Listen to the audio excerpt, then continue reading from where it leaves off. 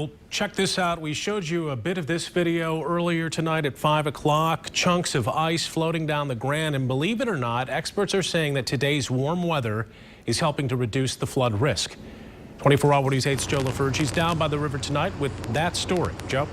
Yeah, Brian, but first things first, finally some light at the end of the tunnel. Take a look at the Grand River behind me. It's just beautiful down here. Cooling down a little bit, but still a lot warmer than we've been used to. You know, when it comes to preventing flooding, it is all about the melting rate. Days like this give us a slower melt, reducing the risk of flooding, but we're not out of the woods yet. All these snow piles, the end result of one of the snowiest, coldest winters we've seen in a long time, are finally starting to melt.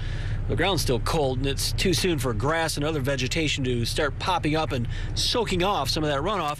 That's why a slow melt like today's is a best case scenario to avoid a repeat of last year's historical flooding. I know the folks don't like the continued cold trend, but from a flooding standpoint, that's been a blessing in disguise for us. It's also helping to break up and melt the ice on the rivers like the Grand, reducing ice jam dangers.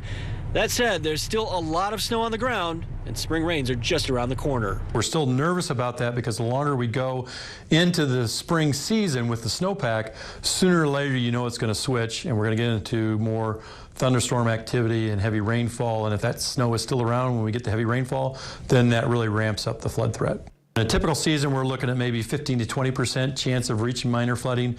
This year, we're looking at 50 to 90% chance of reaching minor flooding on a lot of our rivers. Local emergency management officials aren't letting their guard down either. Last April's floods are still on their minds and on their agendas.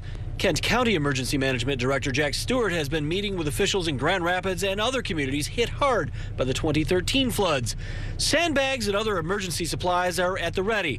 Stewart hopes citizens follow the county's lead when it comes to being prepared. Floods usually don't sneak up on us, at least not here in West Michigan. We get several days, if not weeks, of notice, and make your plans now. I have tips on how you can get prepared at woodtv.com. Live in downtown Grand Rapids, Joe LaFurgey, 24-Hour News 8.